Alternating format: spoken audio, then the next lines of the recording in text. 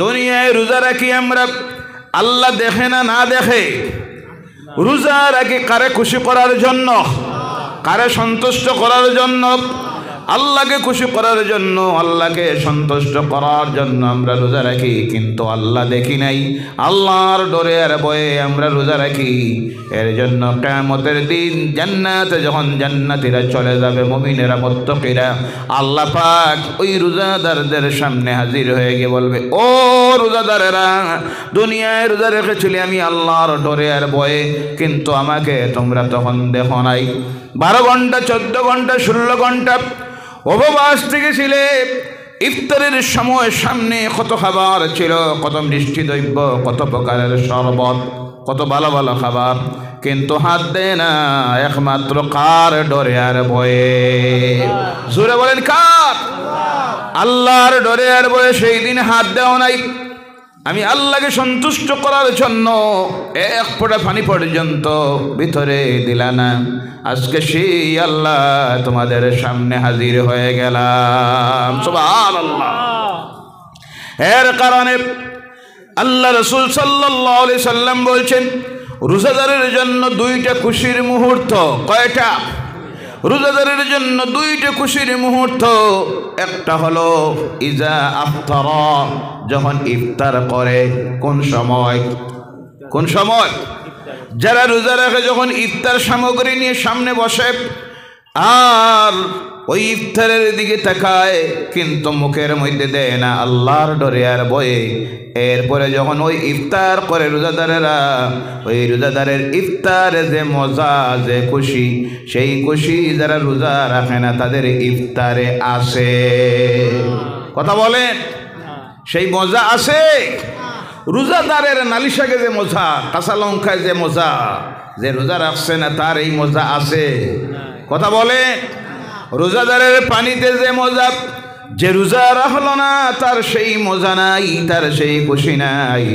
এর জন্য হাদিস শরীফের মধ্যে আসতেছে, রোজাদারের 1 নম্বরের খুশি হলো ইফতারের সময়। সুবহানাল্লাহ। ও আমার ভাইয়েরা, মুসলমানেরা, সেই সময়টা হলো একটা সময় দোয়া কবুলিয়তের সময়। কিসের সময়? দোয়া কবুলিয়তের সময়। ইফতার সামগ্রী সামনে নিয়ে কেউ যখন বসে যখন আল্লাহ দরবারে হাত তুলে, আল্লাহ সেই সময়ের দোয়া ফিরাইয়া দেন। সুবহানাল্লাহ। আমরা তো দোয়া করা দূরের কথা, কিছু মানুষ আসে ইফতারের সময় দেখবেন আপনি দৌড়াইতে আছে, জি সময় নাই। সারা বছর ব্যস্ততা আর ব্যস্ততা, রমজানের মাসেও ব্যস্ততা, ইফতারের সময়ও ব্যস্ততা। ইফতারের সময় হয়ে গেছে, অনেকে দেখবেন রাস্তায় দাঁড়াইয়া ইফতার করতেছে, আছে না নাই? জোরে বলেন নাউজুবিল্লাহ, জোরে বলেন নাউজুবিল্লাহ। দৌড়িতে আছে, মসজিদে আজান হচ্ছে, দোয়া করার মতো অবকাশ নাই, চিন্তাই নাই, ইফতারের দোয়াটা পড়তেছে না, অন্য দোয়া তো করা দূরের কথা। এর জন্য আমার ভাইয়েরা, রমজানের মাসে একটু কম দুনিয়ার পিছনে ছুটবেন, অবকাশ সময় বাইরে করবেন, ইফতারের আগে ঘরে চলে যাবেন, যাওয়ার পর একসঙ্গে বসে ইফতার করবেন। আপনি আছেন, মা বাপ আছেন, স্ত্রী আছে, ছেলে মেয়ে আছে, প্রত্যেককে নিয়ে একসঙ্গে বসে ইফতার করবেন। ওই আমলটা হলো আমার নবীর সুন্নত। সুবহানাল্লাহ। কার সুন্নত? জোরে বলেন কার? আমার নবীর সুন্নাত। এই সময় দোয়া করবেন আল্লাহ দরবারে, আল্লাহ সেই সময়ের দোয়া ফিরাইয়া দেয় না। ও আমার ভাইয়ের জন্য কিয়ামতের দিন 1 নম্বরে হলো ইফতারের সময় খুশি। 2 নম্বরে হলো ইজা লাকিয়া রাব্বাহ, যেই সময় তার রবের সাক্ষাৎ হবে, অর্থাৎ ওই জান্নাতের মধ্যে আল্লাহ যখন রোজাদারদের সামনে গিয়ে হাজির হয়ে বলবে, ও জান্নাতীরা, দুনিয়ায় আমি আল্লাহর ডরে আর ভয়ে রোজা রেখেছিলাম, কিন্তু আমি আল্লাহকে দেখো নাই, আজকে আমি আল্লাহ তোমাদের সামনে হাজির হয়ে গেলাম। সুবহানাল্লাহ। সেই দিন আল্লাহ ওই জান্নাতে একটা সভা ডাকবেন। সুবহানাল্লাহ নাই? কি ডাকবেন? সভা ডাকবেন। যেই সভার মধ্যে সভাপতি হবেন স্বয়ং আল্লাহ রাব্বুল আলামিন। সুবহানাল্লাহ নাই? যে জান্নাতের মধ্যে প্রধান অতিথি হবেন, আল্লাহর পাশে যিনি বসবেন তিনি হবেন সাইয়্যিদুল আম্বিয়া ওয়াল মুরসালিন, ইমামুল মুরসালিন, খাতামান নবিয়্যিন, জনাব মুহাম্মদ মুস্তাফা আহমদ মুজতবা মুহাম্মদুর রাসূলুল্লাহ সাল্লাল্লাহু আলাইহি ওয়াসাল্লাম। এবং আল্লাহর চতুর্দিকে যারা থাকবেন তারা হবেন আদম আলাইহিস সালাম থেকে শুরু করে 1,24,000 আল্লাহর নবী আর রাসূলেরা। সামনে শ্রোতারা যারা, দর্শক যারা থাকবে তারা হবে জান্নাতীরা, মুমিন মুত্তাকিরা। সুবহানাল্লাহ বলেন। সেই জান্নাতে সেই দিনের সবাই বসার ইচ্ছা আছে না নাই? বসতে হলে 1 নম্বরে যে আমল তৈরি করতে হবে তার নাম হলো নামাজ। কোনটা? আবারও জোরে বলেন, কোনটা? নামাজ। 2 নম্বরে আল্লাহর নাফরমানির কাজ ছেড়ে দিতে হবে, মদ ছেড়ে দিতে হবে, সুদ ছেড়ে দিতে হবে, মিথ্যা ছেড়ে দিতে হবে, পরনিন্দা ছেড়ে দিতে হবে, সুগল করে ছেড়ে দিতে হবে, ওজনে কম দেওয়া, খাদ্যে ভেজাল দেওয়া, আইল ঠেলাঠেলি, মিথ্যা মামলা, বেপরদাই, অর্থাৎ আল্লাহর নাফরমানির যত কাজ আছে সমস্ত ত্যাগ করে দিয়ে আল্লাহর কালাম যা বলেছে করার জন্য সেই আমল যদি তৈরি করে মুমিন যদি হয়ে যাইতে পারেন, মুত্তাকি হয়ে যাইতে পারি, সেই দিনের সবার শ্রোতা হব আমরা। সুবহানাল্লাহ। ও আমার ভাইরা, সেই দিন আল্লাহ রাব্বুল আলামিন যখন সেই সভাটা হবেন, আল্লাহ পাক হযরতে দাউদ আলাইহিস সালামকে বলবেন, ও দাউদ, তোমাকে আমি এত সুন্দর কণ্ঠস্বর দিয়েছিলাম, তুমি জবর শরীফ থেকে তিলাওয়াত করো। আল্লাহ পাক দাউদকে এত সুন্দর গলার আওয়াজ দিয়েছিলেন, যখন দাউদ জবর শরীফ থেকে তিলাওয়াত করতেন আকাশের উড়ন্ত পাখি দাউদের কিনারায় বসে যাইত। সুবহানাল্লাহ। নদীর কিনারায় গিয়ে বসে যখন তিলাওয়াত শুরু করতেন, নদীর পানির নিচের মাছগুলি দলবদ্ধভাবে দাউদের তিলাওয়াত শোনার জন্য সামনে এসে হাজির হয়ে যাইত। ও আমার ভাইরা, এবার প্রশ্ন আসতে পারে, আমার নবীর কণ্ঠস্বর সুন্দর ছিল না, এর চাইতে দাউদের কণ্ঠস্বর সুন্দর ছিল? ওই দাউদের কণ্ঠস্বরের চাইতে আল্লাহ পাক আরো বেশি সুন্দর আওয়াজ যাকে দিয়েছিল তিনি হলেন আপনার আমার নবী মুহাম্মদুর রাসূলুল্লাহ সাল্লাল্লাহু আলাইহি ওয়াসাল্লাম। সূরা বলো সুবহানাল্লাহ। সেই দিন আল্লাহ পাক দাউদ আলাইহিস সালামকে যখন বলবেন তিনি তিলাওয়াত শেষ হবে, শেষ করার পর আল্লাহ বলবেন, ও আমার জান্নাতীরা, ও জান্নাতীরা, তোমরা জানো যার কাছে আমি আমার কালাম কোরআন নাযিল করেছিলাম তিনি হলেন মুহাম্মদুর রাসূলুল্লাহ সাল্লাল্লাহু আলাইহি সাল্লাম। ও আমার হাবিব, তোমাকে তো তারা সবে পায় নাই, দেখে নাই। অন্য নবীর উম্মতেরা যারা তুমি দুনিয়া থেকে চলে আসার পরে তোমার উম্মতেরা যারা এই দুনিয়ায় ছিল তোমাকে পায় নাই, দেখে নাই। তোমার কাছে 30 পারা কোরআন নাযিল করেছিলাম, আমার বান্দারা ওই 30 পারা কোরআন নামাজের মধ্যে দাঁড়িয়ে আমি আল্লাহর সামনে তিলাওয়াত করত, কিন্তু আমার কালাম তিলাওয়াত আমার জবান দিয়ে শুনে নাই। তোমার কাছে নাযিল করেছিলাম, তোমার জবান থেকেও শুনে নাই। ও আমার হাবিব, এবার আপনি তিলাওয়াত শুরু করুন। সুবহানাল্লাহ বলেন। আল্লাহ রসুল তিলাওয়াত শুরু করবেন কোরআনুল কারীমের সেই সূরা। সেই দিন আল্লাহ রসুল তিলাওয়াত করবেন যেই সূরার হলো কোরআনুল কারীমের হৃদয়, কোরআনের হার্ট, যে সূরাকে বলা হয়েছে, যে সূরার নাম হলো সূরা ইয়াসিন। বলো সুবহানাল্লাহ। কোন সূরা? তিলাওয়াত জানেন? আমরা জানি না। আহারে, হৃদয়ের হাড়ের সবচেয়ে বড় ঔষধ আল্লাহ কোরআনের হৃদয় যে সূরাকে বানিয়ে দিয়েছেন, সেই সূরা, যে সূরার নাম হলো সূরা ইয়াসিন। কোন সূরা? জানা নাই, কিন্তু শিকার, ওই যে আগে বলেছে শিকার সময় লাগে না, শিকার শেষ নাই। আসতেছে কোরআন নাজিলের মাস, যেই মাসে আল্লাহ কোরআন নাজিল করেছেন আল্লাহ বলছেন শাহরু রমাদানাল্লাযী উনজিলা ফীহিল কুরআন। জোরে বলো আল্লাহু আকবার। তেলাওয়াত করি আমি, আর আপনারা আমার দিকে চেয়ে থাকেন, তেলাওয়াত করেন না। তার কারণ হলো তেলাওয়াত জানি না।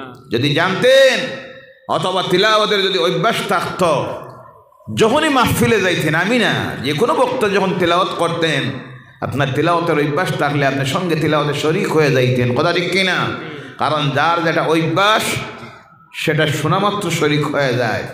গানের অভ্যাস, কিসের অভ্যাস? একটা মানুষের গানের অভ্যাস, তার সামনে আরেকজন গান শুরু করলো, দেখবেন বলা লাগে না, ওর সঙ্গে গলা মিলাইয়ে গান গাওয়া শুরু করে দেয়। কথা ঠিক কিনা? আমাদের সামনে কোরআন তেলাওয়াত করা হয়, আমরা পড়ি না, তার কারণ 1 নম্বরে জানি না, 2 নম্বরে যারা জানি তিলাওয়াতের অভ্যাস নাই। যখন মাহফিলে যাবেন, তিলাওয়াত যখন উলামায়ে কেরামরা করেন, যে আয়াতটা জানা আছে সঙ্গে তিলাওয়াত করবেন, আল্লাহ যেন তৌফিক দেয়। সকলে বলেন আল্লাহুম্মা আমিন।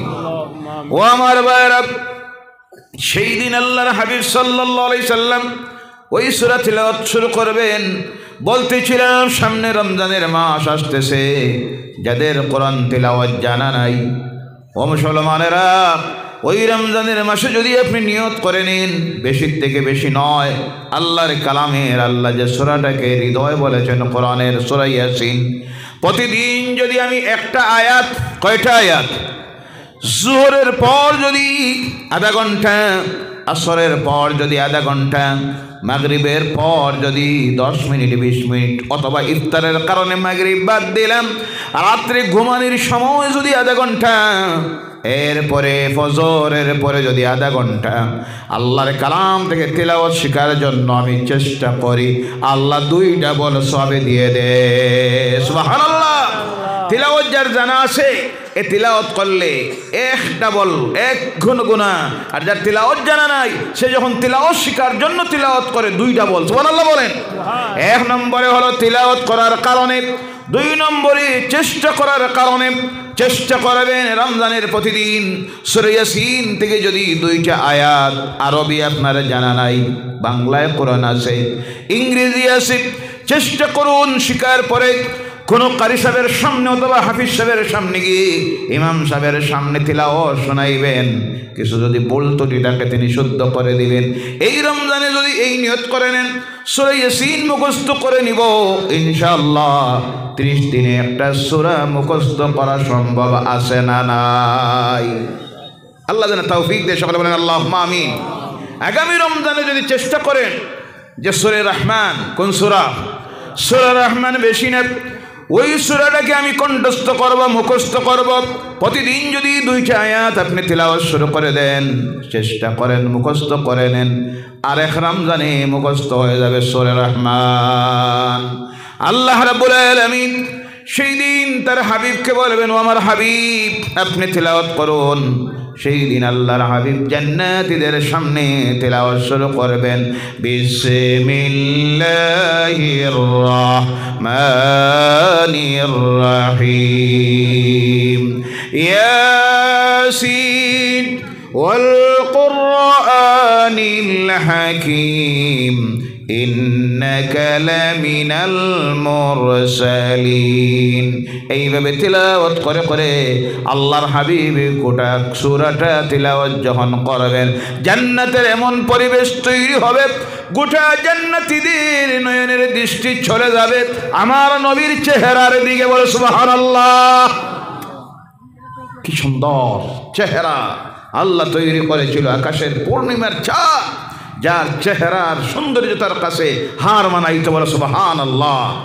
যে নবীর চেহারার দিকে চেয়ে পৃথিবীর অগণিত মানুষ আল্লাহর দ্বীনকে কবুল করেছিল। বলেন সুবহানাল্লাহ। প্রশ্ন আসতে পারে, ইউসুফের সৌন্দর্যতা বেশি ছিল না আমার নবীর সৌন্দর্যতা বেশি ছিল? কার? মা আয়েশা সিদ্দিকা রাদিয়াল্লাহু তাআলা আনহা আল্লাহ রাসূলের কাছে প্রশ্ন করেন, ইয়া রাসূলুল্লাহি সাল্লাল্লাহু আলাইহি সাল্লাম, আপনার সৌন্দর্যতা বেশি না ইউসুফের সৌন্দর্যতা বেশি ছিল? আল্লাহর রাসূল বলেন, আয়েশা রে, মিশরের মহিলারা ইউসুফের সৌন্দর্যতায় মুগ্ধ হয়ে হাতের আঙ্গুল কেটেছিল, আর আমার সৌন্দর্যতায় মুগ্ধ হয়ে আমার সাহাবীরা তাদের গর্দনা কেটেছিল, কল্লা কেটেছিল, টের পায় নাই। সুবহানাল্লাহ। সেই নবীকে দেখতে চাই কি চাই না? আওয়াজ করে বলেন সেই নবীকে দেখতে চাই কি চাই না? নবীকে দেখতে হলে নবীর আশিক হতে হবে, নবীর মহব্বত অন্তরে জায়গা দিতে হবে। নবীর মহব্বত স্লোগানে হয় না, নবীর মহব্বতের দাবিতে হয় না, নবীর মহব্বতের পরিচয় দিতে হয়। নবীর সুন্নতের উপর আমল করে। কিসের উপরে আমল করে? আজ থেকে সেই নবীর সুন্নতের উপর বেশি বেশি করে আমল করব। রাজি আছেন? এই নবীর সঙ্গে জান্নাতে যাইতে চাই কি চাই না? যেতে হলে আমার নবী বলছেন, মান আহাব্বা সুন্নতি ফাকাদ আহাব্বানি ওয়া মান আহাব্বানি কানা মাইয়া ফিল জান্নাহ। যারা আমাকে ভালোবাসলো তারা আমার সুন্নতকে ভালোবাসলো। যারা আমার সুন্নতের উপর বেশি বেশি করে আমল করলো তারা আমার সঙ্গে মহব্বত স্থাপন করলো। আর যারা আমার সঙ্গে মহব্বত স্থাপন করবে তারাই আমার সঙ্গে আল্লাহর জান্নাতে চলে যাবে। সুবহানাল্লাহ। ও আমার ভাইয়েরা, আবার বলুন, এই টুপি মাথায় দেওয়া কার সুন্নত? জোরে বলেন কার? আজ থেকে মাথায় দিবেন, যুবকেরা তরুণেরা দিবেন। রাজি আছেন? কিন্তু অসুবিধা আছে, বিবাহ হয় নাই, আপনি এই টুপি মাথায় দিলেন আর অনেকে কইব না এই ছেলেটার সঙ্গে আমার মেয়েটা বিবাহ দিব না, ছেলেটা দেখতে দেখতে মোল্লা লাগে। জি, এই চরিত্রের মানুষ আছে না নাই? দাড়ি রাখবেন, এই দাড়ি রাখা কার সুন্নত? জোরে বলেন কার? কিন্তু রাখলে অসুবিধা আছে না নাই? জি আছে। এক নম্বরে অসুবিধা হলো, বিবাহ যদি না হয়ে থাকে ওই দাড়ি দেখলে পাত্র দেখতে যখন খেওয়াইল, আমার পরে গল্পকে যখন করবে, এমনও যুবতীরা আছে দাড়িওয়ালা ছেলেদেরকে তারা পছন্দ করে। আছে না নাই? আহারে ও আমার ভাইরা, এই দাড়ি রাখলে আরেকটা অসুবিধা আছে। রাস্তাঘাটে আপনি যখন চলবেন, শহরে চলবেন, কিছু মানুষ আছে ওই দাড়িওয়ালা মানুষ দেখার পরে তারা ভাবে এগুলি হলো মৌলবাদী। কি বাদী? মৌলবাদী, কট্টরপন্থী, সন্ত্রাসবাদী। বলেন নাউজুবিল্লাহ। দাড়ি রাখা কার সুন্নত? দাড়ি সন্ত্রাসীদের পরিচয় নয়, দাড়ি রাখলে মৌলবাদী হয় না, দাড়ি রাখলে গুড়াপন্থী হয় না, কট্টরপন্থী হয় না। দাড়ি রাখা হলো আমার নবীর সুন্নত। কিন্তু আমার ভাইরা, এই কিছু সমালোচনা হওয়ার কারণে, কেউ আমাকে অপছন্দ করার কারণে আমি আমার নবীর সুন্নতকে ছাড়তে পারবো না। যতই সমালোচনা হোক, যতই নফরত করুক, এই সুন্নত রাখলে, আমল করলে মহব্বত বাড়ে কার সঙ্গে? নবীর সঙ্গে। কার সঙ্গে? ও আমার ভাইরা, বলতেছিলাম সেই দিন আল্লাহর হাবিবের যখন তিলাওয়াত শেষ হবে, আল্লাহ পাক বলবেন, ও আমার জান্নাতি বান্দারা, ও মুমিনেরা, মুত্তাকিরা, দুনিয়ায় আমি আল্লাহকে দেখো না, আমি আল্লাহর প্রতি বিশ্বাস স্থাপন করে, আমি আল্লাহর ডরে আর ভয়ে দুনিয়ায় আমার জান্নাতে পাওয়ার জন্য, ও জান্নাতীরা, তোমাদের জান, তোমাদের মাল সব তোমরা বিক্রি করে দিয়েছিলে, আর আমি আল্লাহ বলেছিলাম এর বিনিময়ে দিব জান্নাত। কোনটা? আমার আল্লাহ বলছেন, ইন্নাল্লাহ ইশতারা মিনাল মুমিনিনা আনফুসাহুম ওয়া আমওয়ালাহুম বিআন্না লাহুমুল জান্নাহ। আল্লাহ পাক রব্বুল আলামিন মুমিনদের জান মাল খরিদ করে নিয়েছেন, বিনিময়ে তাদেরকে দিবেন জান্নাত। কোনটা?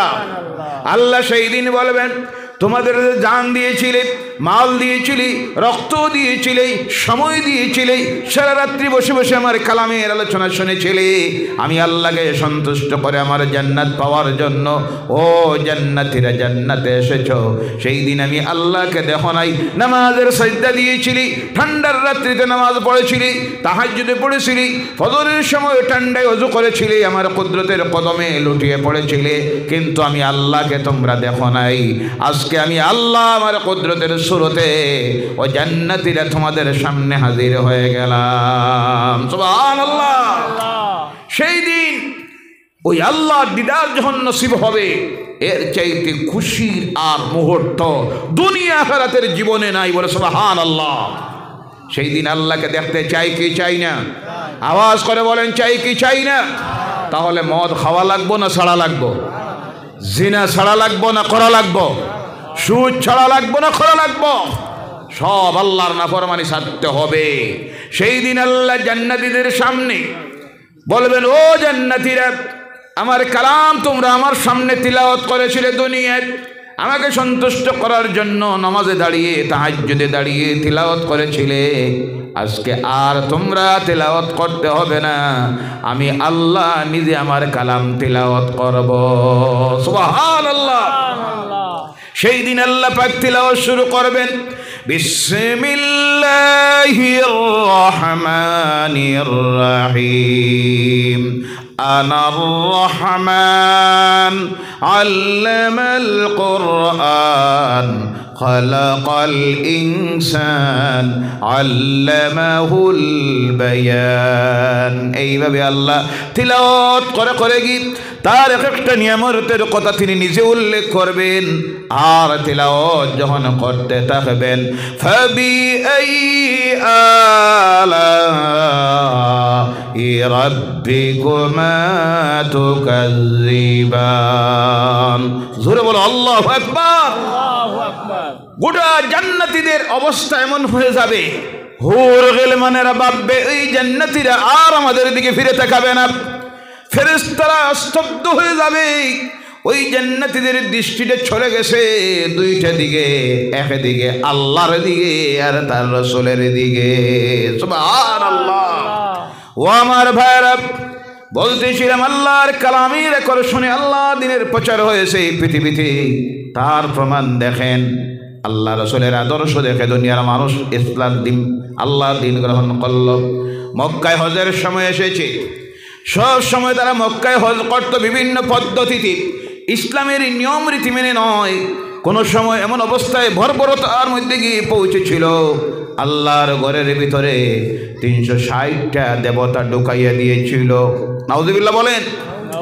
গোমরাহির রাস্তায় এত ঢুকিয়েছিল, 360টা গোত্র ছিল মক্কায়, প্রতিটা গোত্রের এক একটা ভগবান বানাইয়া দিয়ে আল্লাহর ঘরের ভিতরে নিয়ে ঢুকাইয়া দিয়েছিল।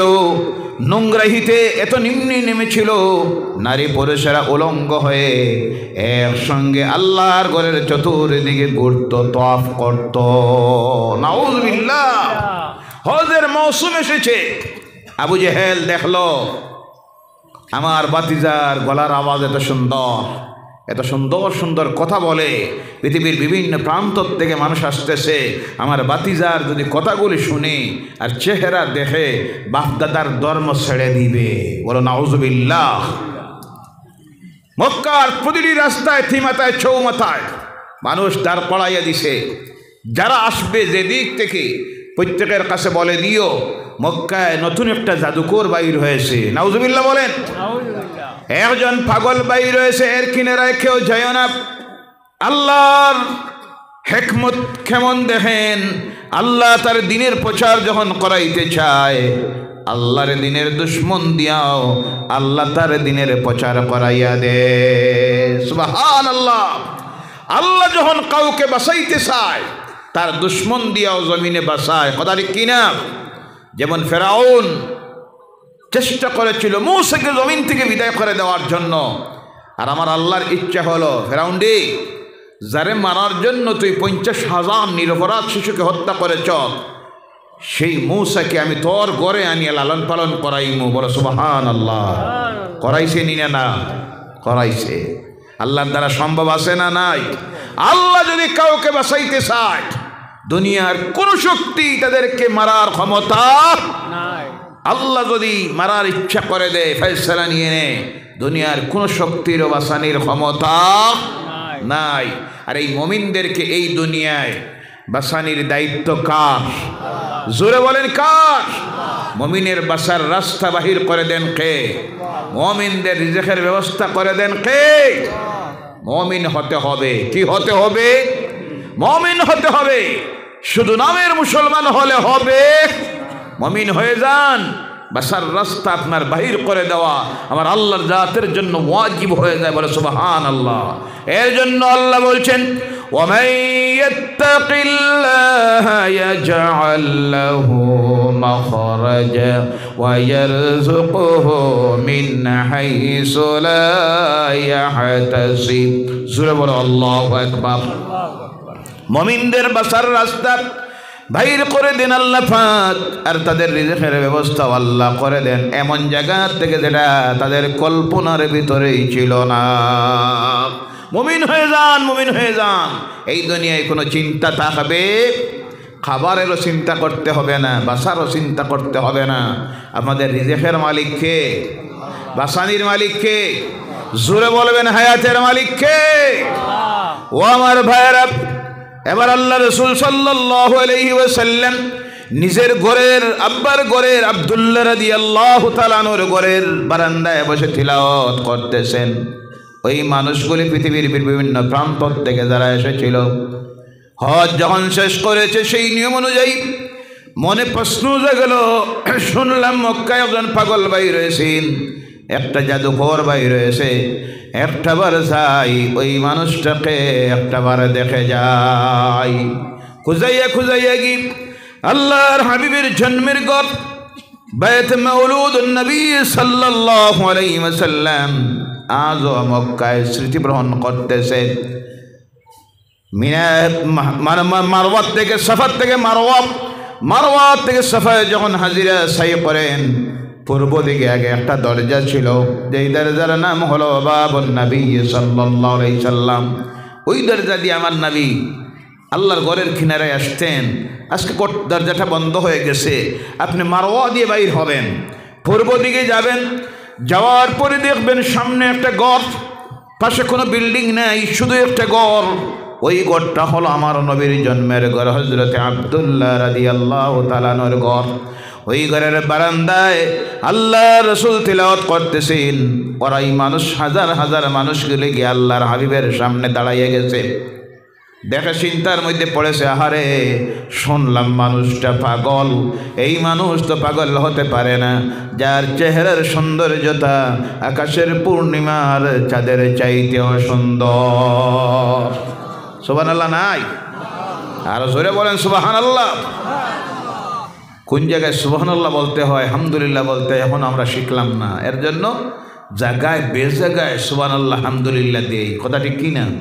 জি, অনেক সময় দেখা যায় বক্তা বলতেছে, ভারতের মাননীয় প্রধানমন্ত্রী আমার খাস মানুষ, কও সুবহানাল্লাহ। তো হাজার হাজার মানুষের কয় সুবহানাল্লাহ। নাউযুবিল্লাহ বলেন, নাউযুবিল্লাহি মিন যালিক। মাঝে দেখি কোথায় গেছে আজকে মানুষের অবস্থা দেখেন। একটা মুনাফিক, নাম আমি বলবো না, মুনাফিক যে আলিমদের মধ্যে সবচেয়ে বেশি এখন মুনাফিকের সংখ্যা বাড়ছে আলিমদের মধ্যে। কিসের মধ্যে?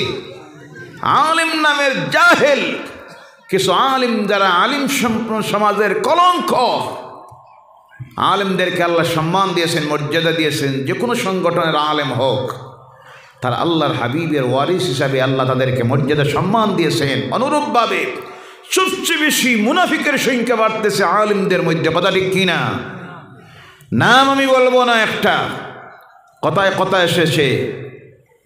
গত বছর, আগের বছর ভারতের বিভিন্ন হুজুর থেকে দাওয়াত করে আনা হলো আমাদের এই বরাক উপত্যকায়, এনে মাহফিলে দেওয়া হইল, বক্তব্য দিল বিভিন্নভাবে, ঢং তামসা হাসি কৌতুক যা করার করল। বিভিন্ন সময় মাহফিলে দেখা গেল দাঁড়িয়ে বলতেছে, ইয়া নবী সালামু আলাইকা, ইয়া রাসূল সালামু আলাইকা, কথা ঠিক কিনা? সেই মুনাফিক আজকে বাংলার জমিনে গিয়ে দাঁড়াইয়ে বলতেছে, কিছু সংখ্যক মানুষ আছে যারা নবীর ইজ্জত দিতে গিয়ে ইয়া নবী সালাম আলাইকা বলে দাঁড়াইয়া যায়, ইয়া রাসূল সালাম আলাইকা বলে দাঁড়াইয়া যায়। নবীকে সালাম দিতে যদি এইভাবে দাঁড়াইতে হয়, আল্লাহর কালাম কোরআনকে পড়তে হইলে গাছার আগায় উঠিয়া নাসা লাগবো। নাউযুবিল্লাহ বললেন না? জোরে বলেন নাউযুবিল্লাহ। তাদের কাছে ইমানের মূল্য নাই, তাদের কাছে একটা জিনিস, কোনটা? কোনটা? যেখানে যেটা চলে সালায় মুনাফিকেরা, তার শুধু চিন্তা তাকে স্বার্থের। কোনটা? তার স্বার্থ। ইমান গুল্লায় যাক, জাতি বিভ্রান্তিতে যাক, তাদের কোনো অসুবিধা নাই। সেখানে গিয়ে দেখে ইয়া নবী সালাম আলাইকা পড়তেছে যে সংগঠনের মানুষ, এখানে গিয়ে দাঁড়ায় পড়ে, আবার সঙ্গে কয় নবীকে সালাম জানানোর সময় বসবেন না, দাঁড়িয়ে যান, মারাত্মক বেয়াদবি হবে। কয়নি না না, দাঁড়ায় পড়ে। আর যেখানে গিয়ে দেখে যে সংগঠনের অনেক সংগঠন, বিভিন্ন মতাদর্শী সংগঠন আছে, কেউ কোনোটাকে মুস্তাহাব বলতেছেন, কেউ বলতেছেন না আমরা এটা মুস্তাহাব মানি না, আমল করব না। এটা তো পার্সোনালি ব্যাপার, এটা নিয়ে তো ঝগড়ারও প্রয়োজন নাই। কিন্তু ওই আলিমগুলি, জাহিলগুলি সমাজকে, জাতির মধ্যে ফিতনা তৈরি করে কিভাবে দেখেন, বিভ্রান্তি তৈরি করে কিভাবে, যেখানে সে নিজে দাঁড়িয়ে পড়ল, আবার ওখানে গিয়ে যখন দেখলো এখানে যারা শ্রোতারা, তারা যারা পড়ে না, ওখানে গিয়ে বলতেছে এইভাবে যদি পড়তে হয় তাহলে কোরআনকে গাছের আগে উঠে না চাইয়ে পড়তে হবে, এইভাবে পড়া সালাম দেওয়া হারাম বলতেছে। বলেন নাউজুবিল্লাহ। এরই নাম হলো মুনাফিক, এর নাম। এইভাবে কিছু মুনাফিক চরিত্রের আলিমেরা আজকে সমাজে ফিতনা তৈরি করতেছে, কথা ঠিক কিনা? আল্লাহ এদের হাত থেকে জাতিকে, সমাজকে যেন হেফাজত করে, জোরে বলেন আল্লাহুম্মা আমিন। এদের থেকে নিজেকে বাঁচাইয়া রাখবেন যারা এইভাবে বিভ্রান্তি সমাজে তৈরি করে, যেখানে যায় যে তালে কথা বলতে হয় সেই তালে কথা বলে, কারণ তাদের কাছে একটাই জিনিস, তাদের স্বার্থ। আর যেটার নাম কোনটা? কোনটা? পয়সা। আমি অবাক হই অনেক সময়, বাংলাদেশ লক্ষ লক্ষ আলিম ওলামাদের দেশ, পীর বুজুর্গদের দেশ, গ্রহণযোগ্য মুহাক্কিক হাজার হাজার উলামায়ে কেরাম, কিন্তু ওই জায়গায় দেখা যায় কিছু মানুষ আছে বন্ড, অন্ধভক্ত, জাহিলেরা এইভাবে নাট্যকারদেরকে দাওয়াত দিয়ে নিয়ে মাহফিলে মঞ্চে উঠাইতেছে, আসে না? নাই। অন্ধভক্তদের সংখ্যা আজকে বাড়তেছে, যে বাড়ার কারণে কোন জায়গায় কী শব্দ লাগাইতে হয় এটাও জানে না। এখন তো সব আল্লামা। কোনটা? জি। মাঝে দেখি একটা ছেলে, যার নাম দেওয়া হয়েছে প্রধান অতিথি। কি অতিথি? নামের আগে লিখতেছে আন্তর্জাতিক খ্যাতিসম্পন্ন মুফাসসিরুল কোরআন, বিশিষ্ট ইসলামী স্কলার, যার শিক্ষাগত যোগ্যতা খবর নিয়ে পরে আমি দেখলাম মাদ্রাসায় কদমও রাখছে না। নাউজুবিল্লাহ বললেন না? ইমামতি করার যোগ্যতা নাই, ইমামতিতে কেউ রাখে না। এই হলো আমার সমাজের অবস্থা। এটা হলো আলামতে কিয়ামত। আলামতে শাহ সুফির তো আর অভাব নাই। যে পরিমাণ শাহ সুফি বাড়তেছে, অনেক সময় আমি কই বেশি দিন দূরে নয়, মনে হয় সব হয়ে যাইব শাহ সুফি। জি, কথা ঠিক কি না? কোন জায়গায় কি শব্দ লাগাইতে হয় বুঝে না। আল্লামা হইতে গেলে মৌলানা সারিমুল হক সাহেবের নামের সঙ্গে যদি হয় আল্লামা, আর আমার মতো নবীনের সামনে যদি দেওয়া হয় আল্লামা, এটা কি কাটে? কথা বলেন। আল্লামা শব্দ কাদের নামের আগে লাগাইতে হয়? মসজিদের ইমাম সাহেব, হাফিজ সাহেব, কারি সাহেব, মক্তবের শিক্ষক, এর নামের আগেও যদি দেওয়া হয় আল্লামা, আর বাসস্ট্যান্ড সাহেবের নামের আগেও যদি দেওয়া হয় আল্লামা, তাহলে কি দুটো সমান? কথা বলেন। আমার সমাজের মানুষ কোন জায়গায় কোন শব্দ লাগাইতে হয় এটা জানে না। সব চলতেছে হুজুগে, সব এখন অলিয়ে কামিল। তুমি এই সার্টিফিকেট কোন জায়গায় পাইলা? এটা কামিল না নাকিস? এই মাপ তোমার কে দিল? সবটা দেখবা অলিয়ে কামিল, শাহ সুফি, ইসলামী স্কলার, আন্তর্জাতিক মুফাসসিরুল কোরআন, যেটার নামের আগে আন্তর্জাতিক দেওয়া হয়েছে, তার জীবনেও মনে হয় করিমগঞ্জে গিয়ে ওয়াজও করছে না। আছে না? নাই। আসলে জ্ঞানের অভাব। কিসের অভাব? জ্ঞানের অভাব। কোন শব্দের কি অর্থ তাও জানে না। হুজুগে সব চলতেছে। এইভাবে কাজগুলি করবেন না। এটা করে করে জাতি আজকে ধ্বংসের দিকে চলে যাইতেছে। আল্লাহ এর থেকে আমাদেরকে হেফাজত করুক। সকলে বলেন আল্লাহুম্মা আমিন। বলতেছিলাম আমার ভাইয়েরা, সেই দিন আল্লাহর হাবিবের সামনে গিয়ে দাঁড়িয়ে আমার নবীর চেহারার দিকে তাকায় তাকিয়ে অবাক হয়ে যায়। আমার নবীর চুলের দিকে তাকায় তাকিয়ে দেখেই মানুষ পাগল হতে পারে না। এত সুন্দর চুল পরিপাটি করে রাখা। আমার নবীর দাড়ির দিকে তাকায় দেখে এত সুন্দর দাড়ি, মুসির দিকে তাকায় দেখে এত সুন্দর মুস, দাঁতের দিকে তাকায় তাকিয়ে দেখে আহারে কি সুন্দর দাঁত। যখন মুস্কি হাসি দেন তিলাওয়াত যখন করেন সামনের 2টা 4টা দাঁত যখন বাইর হতো দেখা যায় তো ওই দাঁত থেকে নূরের জ্যোতি বাইর হইতেছে। সুবহানাল্লাহ সুবহানাল্লাহ। গায়ের কাপড়ের দিকে তাকায় দেখে অবাক হয়ে যায়, এই মানুষ পাগল হতে পারে না, এত সুন্দর কাপড়। আমার নবী রঙের মধ্যে সবচেয়ে বেশি পছন্দ করতেন সাদা রং। কোনটা? তার কারণ হলো সাদা রঙের জামা যদি হয় ময়লা লাগা মাত্র দেখা যায়, তাড়াতাড়ি পরিষ্কার করা যায়। তবে অন্য কালারকেও পছন্দ করতেন, কিন্তু বেশি আমার নবী পছন্দ করতেন সাদা রং। এর কারণে যখন কেউ মারা যায় কাফনটা দেওয়া হয় কোন রঙের? সাদা রঙের। বেশিরভাগ সাদা রঙের কাপড় ব্যবহার করবেন। আমার নবীর কাপড়ের দিকে তাকায় দেখে এমন মানব যার গায়ের কাপড়ে কোনো চিত্রই নাই। সুবহানাল্লাহ বলেন। যে রাস্তা দিয়ে হাঁটতেন এমন হতো সপ্তাহে দিনের পর সাহাবায়ে কেরাম যখন এই রাস্তা দিয়ে যাইতেন বুঝতে আর অসুবিধা হতো না ওই রাস্তা দিয়ে আমার নবী হেঁটেছেন। সপ্তাহ দিন পর পর্যন্ত ওই রাস্তা দিয়ে মিশকে আম্বরের ঘ্রাণ আসত। সুবহানাল্লাহ। সেই নবীর উম্মত আমরা, সেই নবীর যে নবীর কাপড় দেখে অবাক হইত, বুঝতো নি আল্লাহর নবী। আজকে সেই নবীর উম্মতের অবস্থা সবচেয়ে অপবিত্র যারা থাকে আজকে তারা মুসলমান। কথা বুঝতেছেন আপনারা? দাঁতের খবর নাই, নৌকের খবর নাই, চুলের খবর নাই, কোনোটার তো এমন হইছে চুল দেখলে বোঝা যায় না এটা মানুষের বাচ্চা না গুড়ার বাচ্চা। জি আছে না নাই? কথা বলেন, আছে না নাই? আছে। আহারে বাপ দেখে ছেলেরে হয় আরে এটা হইল কেনে তোমার এই অবস্থা? ছেলে হয় আব্বা আপনি বুঝতেন না, এটা এখন চলে। কি হয়? চলে। বাপ কয় আচ্ছা বাবা সালা। এই তো চলতেছে, এই তো চলতেছে, চলতেছে আর চলতেছে। চলতে চলতে গিয়ে গোটা সমাজটা আজকে ধ্বংসের দিকে চলে যাইতেছে। বিশেষ করে আমার যুব সমাজ, পরবর্তী প্রজন্ম যারা উঠে আসতেছে, ইসলামের ভবিষ্যৎ, জাতির ভবিষ্যৎ, তারা আজ ধ্বংসের দিকে চলে যাইতেছে। যাওয়ার কারণ হলো ওই যে চলতেছে চলতেছে, পৃথিবীতে যা চলতেছে সব চালাইতেছেন। আপনার এইভাবে চললে হবে না। ও যুবক ভাইয়েরা, তোমার চলার সঙ্গে চললে হবে না, তোমার চলতে হবে আমার রসুলের চলার সঙ্গে চলা মিলাইয়া। কথা ঠিক কিনা? রসুলের সাহাবায়ে কেরামদের চলার সঙ্গে তাল মিলিয়ে তোমার চলতে হবে। তোমার এই দুনিয়ার জীবন চিরস্থায়ী জীবন নয়, তোমার চিরস্থায়ী জীবন হলো পরকালীন জীবন, জান্নাতের জীবন। আমার রসুলের চেহারার দিকে তাকায় অবাক হয়ে যায়, আহারে মানুষ কি এত পরিষ্কার পরিচ্ছন্ন হতে পারে? আজকে পরিষ্কার পরিচ্ছন্নতা বলতে বিদায় নিয়েছে আমাদের কাছ থেকে। অনেক সময় নিজের লজ্জা লাগে। ফ্লাইটে উঠেছে, ইন্টারন্যাশনাল ফ্লাইটে ভিআইপি প্যাসেঞ্জার উঠে গেছে, ওঠার পরে যে আচরণ করে আর তার শারীরিক যে অবস্থা অন্য ধর্মের মানুষ দেখে চিন্তা করে, আহারে এর নাম নাকি মুসলমান, এই কি মুসলমানের চরিত্র।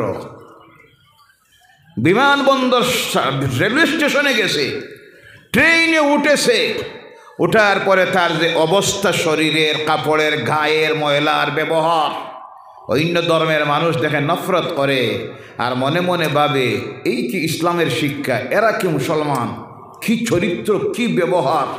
নফরত করে, অপরিষ্কার অপরিচ্ছন্ন। দুনিয়ার মানুষকে এক সময় পরিষ্কার পরিচ্ছন্নতার পাঠ দিয়েছে ইসলাম, বিশ্ব মানুষকে পরিষ্কার পরিচ্ছন্নতার সবক দিয়েছে মুসলমানেরা। বলে সুবহানাল্লাহ। যার জন্য আমার আল্লাহ বলছেন ইন্নাল্লাহা ইউহিব্বুল মুতাতাহহিরিন, আল্লাহ পরিষ্কার পরিচ্ছন্নতাকারীকে ভালোবাসেন। কারে ভালোবাসেন? পরিষ্কার পরিচ্ছন্নতা রাখে। আল্লাহ রাসূল বলছেন আত-তুহুরু নিসফুল ঈমান, পরিষ্কার পরিচ্ছন্নতা হচ্ছে ঈমানের অর্ধেক। যত সময় আপনার মধ্যে পরিষ্কার পরিচ্ছন্নতা আসবে না তত সময় পর্যন্ত তুমি পরিপূর্ণ ঈমানদার হওয়া সম্ভব হবে না।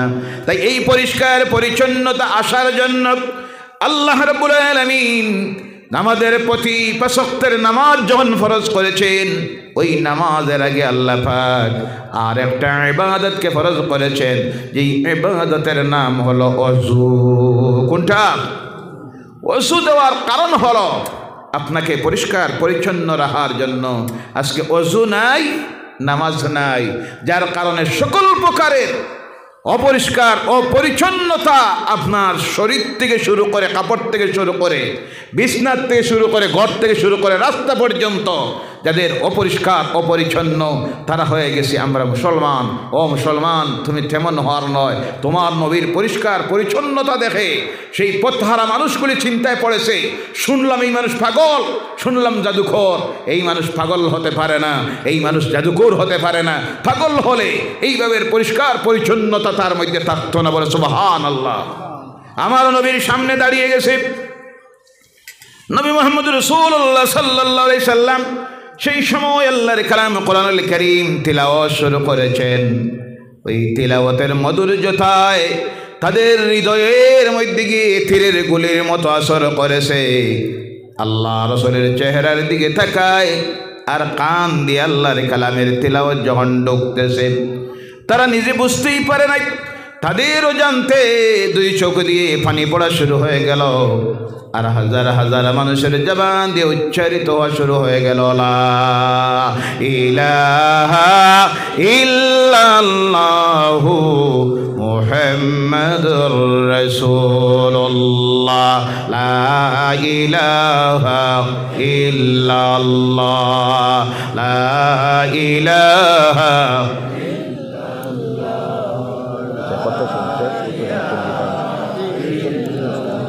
লা ইলাহা ইল্লাল্লাহু মুহাম্মাদুর রাসূলুল্লাহ সাল্লাল্লাহু আলাইহি সাল্লাম। কয়টা জিনিস? 2টা। কয়টা? আল্লাহর কালামের আকর্ষণ আর আমার নবীর চরিত্র, আদর্শ, ব্যবহার দেখে আল্লাহ দিন গ্রহণ করলো। 3 নম্বরে ছিল রসুলের সঙ্গের সাথী যারা ছিলেন, তারা ছিলেন যুবক সাহাবীরা। তাদের চালচলন, ব্যবহার, খাসলত দেখে যেখানে গিয়েছেন ইসলামের মশাল নিয়ে, ইসলামের ঝান্ডা নিয়ে, কোনো যুদ্ধের প্রয়োজন হয় নাই। দিনের দাওয়াত নিয়ে যখন পৌঁছেছেন, তাদের চরিত্র, ব্যবহার, খাসলত দেখে পৃথিবীর পথহারা মানুষ আল্লাহর দ্বীনকে গ্রহণ করেছে। তার অগণিত প্রমাণ তাফসীরে, হাদিসে, ইতিহাসে আছে। বলেন সুবহানাল্লাহ। আজকে আমার সেই সমাজ যুবক ভাইয়েরা বিভিন্ন জায়গায় যায়, গেলে পরে দেখা যায় মাহফিল দিতেছেন যুবক ভাইয়েরা। এটা একটা শুভ লক্ষণ। বলেন সুবহানাল্লাহ। মাহফিলে যখন সামনের দিকে দেখি, 80% যুবকেরা মাহফিলে রাত্রি 12টা 1টা পর্যন্ত বসে থাকে। কথা ঠিক কি না? এটা একটা শুভ লক্ষণ। কিন্তু আফসোস লাগে, দুঃখ লাগে, তখন মাহফিলেও দেখা যায়, ওয়াজ কোরআনই তো দেখা যায়, মসজিদে গিয়ে যখন ঢুকি দেখি আমার যুবক ভাইয়েরা নাই। এটাই হলো সবচেয়ে বড় দুঃখের বিষয়। যেইভাবে মাহফিল দিতেছেন, রাত 12টা পর্যন্ত মাহফিলে বসে আছেন, সেইভাবে হাজিরি যদি আল্লাহর ঘরে রোজ 5 বার আমার সমাজের যুবকেরা দেওয়া শুরু করে দেয়, মদ ছেড়ে দেয়, সুদ ছেড়ে দেয়, জেনা ছেড়ে দেয়, হিরোইন খাওয়া, গাঞ্জা খাওয়া, ইফটিজিং, পরনারী অপহরণ, দর্শন, আল্লাহর নাফরমানির সমস্ত কাজকে তালাক দিয়ে ওই যুবকেরা যদি 5 ওয়াক্তের নামাজি হয়ে যায় আর আমার রাসূলের সুন্নত দিয়ে নিজের জীবনটাকে গঠন করে বিশ্ব মানুষের সামনে গিয়ে যদি ইসলামের দাওয়াত তার আমল দিয়ে দেয়, ইনশাআল্লাহ, বলেন ইনশাআল্লাহ, সেই দিন বেশি দূরে নয় যেই দিন এই পৃথিবীতে আবার প্রতিষ্ঠিত হয়ে যাবে ইসলাম আর কোরআন, আর শাসনে বসবে মুসলমানেরা। বলে সুবহানাল্লাহ। ও আমার ভাইয়েরা, ও মুসলমানেরা, আমার কাছে আজকে আমাকে দেখে ইসলাম বুঝবে না, আমার কাছে আসবেও না। কারণ তারা জানে এরা হইল মৌলবাদী। কিবাদী? এরা কট্টরবাদী, এরা সন্ত্রাসবাদী।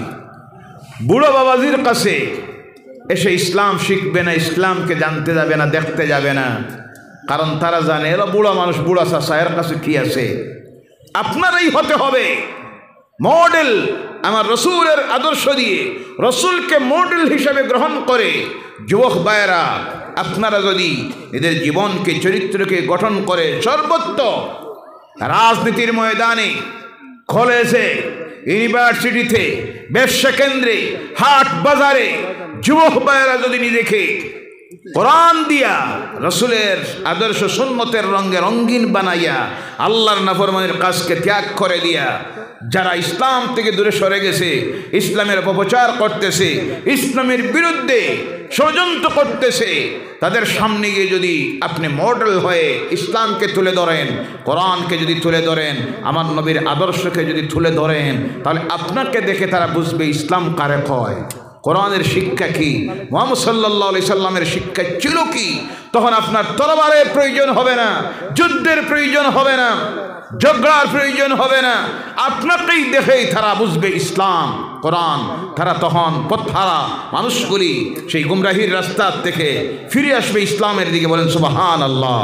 ও আমার যুবক ভাইরা, ফিরে আসুন। মোবারক রমজানের মাস সামনে আসতেছে, সেই মাসে নিজের আমল তৈরি করুন, বেশি বেশি করে আমল তৈরি করুন, নিজেকে মুত্তাকি বানান। রোজা তো আসতেছে আমাদেরকে পরিবর্তন করার জন্য। কিসের জন্য? পরিবর্তন করার জন্য।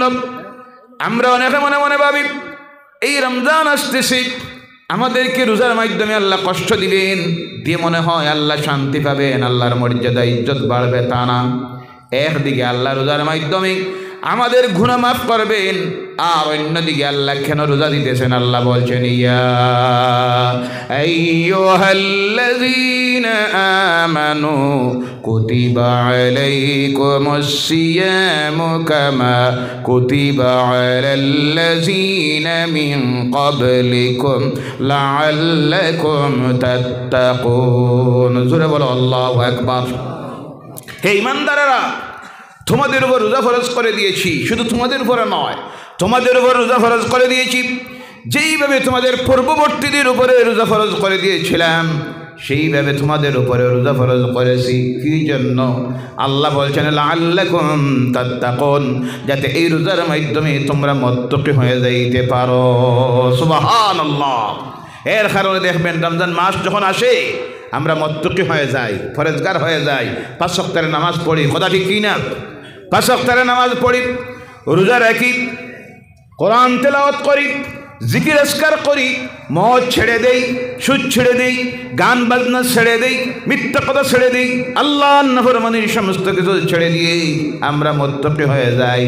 কিন্তু সবচাইতে বড় অবাক হতে হয়, দুঃখ লাগে, ওই যে মুত্তাকি হলাম, রমজান যখন চলে যায় আবার দেখা যায় ওই মুত্তাকি আর থাকি না, আল্লাহর নাফরমান হয়ে যায়। কথা ঠিক কি না? এলাও নামাজি আছে রমজানের, সারা মাস 5 ওয়াক্তের নামাজ পড়েছে জামাতে, রোজাও রেখেছে, তিলাওয়াত করেছে, কিন্তু ঈদের দিনের ফজরের নামাজ থেকে নামাজ বাদ দেয়। আছে না নাই? জি, কথা বলেন ভাইয়েরা আমার। আল্লাহ রাব্বুল আলামিন আবার দেখবেন অনেক কাছে ঈদের দিনে ঈদগাহের মধ্যে যায়, গিয়ে 2 রাকাত ঈদের নামাজ পড়ে, আর পড়ে যখন বাইর হয়ে আসে, ঈদগাহের গেটের বাইরে আসার পরে মনে মনে বলে, আল্লাহ আজ থেকে নামাজ বাদ দিলাম। আছে না নাই? কয় আল্লাহ এই যে পকেটে তোকে ঢুকাইলাম, হায়াতে তুমি যদি থাকো আর আমি থাকি, ইনশাআল্লাহ আগামী রমজানে দেখা হবে। নাউজুবিল্লাহ বললেন না? আছে না নাই? রোজা আসলো, আপনাকে পরিবর্তন করতে পারলো না, মুত্তাকি বানাইতে পারলো না, তাতে প্রমাণিত হলো ওই রোজা আপনার কোনো কাজে লাগে, আপনাকে পরিবর্তন করতে পারলো না। রোজা আসতেছে আমাদেরকে মুত্তাকি বানানোর জন্য, পরিবর্তন করার জন্য। তাই রমজান মাসে যে আমল তৈরি করবেন, সেই আমল যদি রমজানের পরে আপনার মধ্যে থাকে, তাহলে বুঝে নেবেন আপনার রোজা ইবাদত সব আল্লাহর দরবারে কবুল হয়েছে। আর ঈদের পরে যদি দেখা যায় আপনাকে আগের অবস্থায় ফিরাইয়া নিয়ে গেছে, তাহলে বুঝতে হবে রোজা আপনার কোনো কাজে লাগে নাই। আপনার সেই রোজা ইফতার চেহরিও আল্লাহর দরবারে কবুল হয়, কবুলিয়তের প্রমাণ হলো রমজানের পরে রমজান মাসে যে অবস্থা আপনার হয়েছিল সেই অবস্থায় যদি ঈদের পরেও আপনি থাকেন তাহলে বুঝতে হবে রোজা আল্লাহর দরবারে কবুল হয়ে গেছে, আপনাকে চিরদিনের জন্য মুত্তাকি বানাইয়া দিয়েছে আল্লাহ পাক। রমজানে যে অবস্থা আমাদের তৈরি হয় মসজিদে সর্বত্র হাটে বাজারে, সেই অবস্থা যেন রমজানের পরেও থাকে। আল্লাহ এইভাবে মুত্তাকি হওয়া রোজার মাধ্যমে আমাদেরকে যেন তৌফিক দেয়। সকলে বলেন আল্লাহুম্মা আমিন। সম্মানিত আজকের মাহফিলের সভাপতি ভাই, তিনি বলতেছেন আপনাদের কাছে একটা অনুরোধ রাখার জন্য, মাহফিলের জন্য না কোনটার লাগে, মাহফিলের জন্য আপনারা অনেক সাহায্য সহযোগিতাও দিয়েছেন। আল্লাহর ওয়াস্তে কেউ উঠবেন না, ধৈর্য ধরে আপনারা বসবেন। মাহফিল নির্ধারিত সময় পর্যন্ত চলবে ইনশাআল্লাহ। রাত্রে কয়টা? রাত্রি 12টা পর্যন্ত মাহফিল চলবে ইনশাআল্লাহ। আপনারা থাকবা? জি, সকলে বলেন ইনশাআল্লাহ। এত সুন্দর পরিবেশ আল্লাহ তৈরি করে দিয়েছেন, ঠান্ডাও লাগতেছে, গরম ঠান্ডাও নাই, গরমও নাই, কুয়াশাও নাই, এত সুন্দর পরিবেশ আল্লাহ তৈরি করে দিয়েছেন। নির্ধারিত সময় পর্যন্ত আপনারা থাকবেন ইনশাআল্লাহ। বলেন ইনশাআল্লাহ। মাহফিল পরিচালনা কমিটি লক্ষ টাকা খরচ করেছে, তাদের ফান্ডে একটু অসুবিধা আছে, এখনও কম আছে, খরচ বেশি জমা কম। আপনাদের কাছে তারা চাইতেছেন যে যতটুক পারেন উঠবেন না, যার স্বইচ্ছায় 100, 500, 1000 করে 10 টাকা 20 টাকা করে প্রত্যেকে এই মোবারক ইসাল সাহেবের রুসের মাহফিলে যাতে শরিক হইতে পারেন তারা এই অনুরোধটা রাখতেছেন। আপনারা প্রত্যেকে শরিক হওয়ার চেষ্টা করুন। মাত্র 3 মিনিট আমরা আল্লাহ নামের জিকির করব, আর আপনারা যারা দেওয়ার যে ربنا ظلمنا أنفسنا وإن لم تغفر لنا وترحمنا لنكونن من الخاسرين ربنا آتنا في الدنيا حسنة وفي الآخرة حسنة وقنا عذاب النار وادخلنا الجنة مع الأبرار برحمتك يا عزيز يا غفار يا رب العالمين ربنا ولا تحملنا ما لا طاقة لنا به واعف عنا واغفر لنا وارحمنا أنت مولانا فانصرنا على القوم الكافرين أي الله এই মুবারক শাবানুল মুআজ্জমের মাসের আজকের এই রাত্রিতে আল্লাহ ইসাল সাবের মাহফিল উরুসের মাহফিলে আমরা গুনাহগারেরা হাজির হয়ে দিন থেকে শুরু করে গভীর রাত্রি পর্যন্ত এই প্যান্ডেলে আল্লাহ তোমার কালাম থেকে যে আলোচনা করা হলো, তোমার হাবিবের হাদিস থেকে যে আলোচনা করা হলো, তুমি মাবুদের নামের জিকির করেছি, মদিনার হাবিবের নূরানি রওজা মুবারকের উদ্দেশ্যে সালাত ও সালাম পেশ করেছি। আয় আল্লাহ, এই মাহফিলের আয়োজন করতে গিয়ে তোমার বান্দারা বান্দিরা শত শত হাজার হাজার টাকা পয়সা দিয়েছে। আল্লাহ লক্ষ টাকা খরচ করলো, সকল প্রকারের সাহায্য সহযোগিতা যারা দিল, সুপরামর্শ দিল, আল্লাহ সমস্ত কিছুকে তুমি কবুল আর মঞ্জুর করে নাও। এর সবটুকু সর্বপ্রথম মদিনার হাবিবের নূরানি রওজা মুবারকে পৌঁছাইয়া দেও আল্লাহ। আল্লাহ সাহাবায়ে কেরাম থেকে শুরু করে শুহাদায়ে কেরাম, আউলিয়ায়ে কেরাম, উলামায়ে কেরাম, উম্মতে মুহাম্মাদির মুমিন মুমিনাত, মুসলিমিন মুসলিমাত যারা অন্ধকার কবরের গাড়ায় চলে গেছেন, প্রত্যেকের কবরের সবটুকু পৌঁছাইয়া দাও। বিশেষ করে আল্লাহ সিলসিলার বুজুর্গানে দিন যারা অন্ধকার কবরের গাড়ায় চলে গেছেন, প্রত্যেকের কবরের সবটুকু পৌঁছাইয়া দাও। আল্লাহ তোমার যে নেক বান্দা দয়ের আজকের উরুসের মাহফিল ইসাল সাহেবের মাহফিল, আল্লাহ তাদের কবরে রূহ মুবারকের সব পৌঁছাইয়া দাও। সেই সঙ্গে আল্লাহ আমরা যারা তোমার দরবারে হাত তুলেছি, আমরা গুনাহগার, আমরা সিয়াকার, আমরা বদকার, সারাটা জিন্দেগি তোমার নাফরমানি করেছি আল্লাহ। আয় আল্লাহ, গণিত তোমার হাবিবের ওয়ারিসান উলামায়ে কেরামদেরকে সঙ্গে নিয়ে হাত তুলেছি, দাঁড়িয়ে থাকা মুরব্বীরা হাত তুলে আসেন, সমাজের সম্মানিত ব্যক্তিরা আইম্মাতুল মাসাজিদরা হাত পাতাইয়াছেন, হুফাজুল কোরআন কোরআনুল কোরআনের হাত তুলেছেন, নিষ্পাক মাসুম বাচ্চারা হাত তুলে আছে, পর্দার আড়ালের মায়েরা বোনেরা হাত পাতাইয়া হাজির।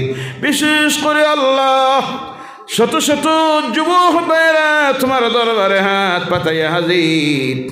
আল্লাহ যার হাতটার দিকে চাইতে গিয়ে তোমার রহমতের দরিয়ায় জোশ মারতেছে, সেই তোমার অনেক বান্দাদের হাতটার দিকে চাইয়া আল্লাহ আমরা গুনাহগারদের দোয়াটাকে তুমি কবুল করে নাও। আয় আল্লাহ আমাদের আমল আমার জীবনের গুনাহগুলি মাফ করে দাও রব্বুল আলামিন।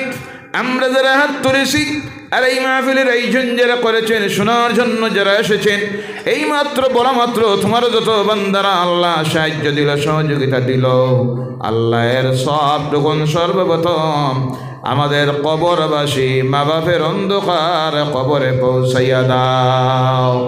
এই মাহফিলটার ওসিলায় আল্লাহ আমাদের মা বাপের জীবনের গুনাহগুলি মাফ করে দাও।